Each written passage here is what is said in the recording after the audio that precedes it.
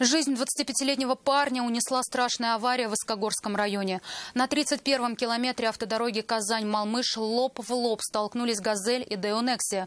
Водитель легковушки скончался мгновенно. От его машины в буквальном смысле ничего не осталось. А вот грузовой автомобиль опрокинулся на бок. С места трагедии репортаж Айрата Назипова.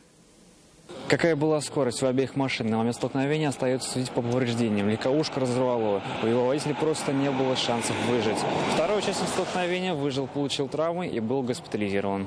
Погибший 25-летний парень. По некоторым данным, он работал автомехаником и после трудового дня возвращался домой в Арский район. Не доехал не так много. Между Бирюлями и поворотом к деревне Шапшин его полосу выехала встречная «Газель». Удар был очень сильный. Легковушка превратилась в груду искореженного и рваного металла. Водителя из того, что было салоном иномарки, извлекли спасатели. Медики констатировали его смерть. Грузовик от удара опрокинулся на бок. 22-летний водитель выжил, его госпитализировали. По предварительным данным, молодой человек, едущий в сторону Казани, решил пойти на обгон, не убедившись в его безопасности. 21 часов 15 минут на 31-м километре автомобильной дороги Казань-Малмыж.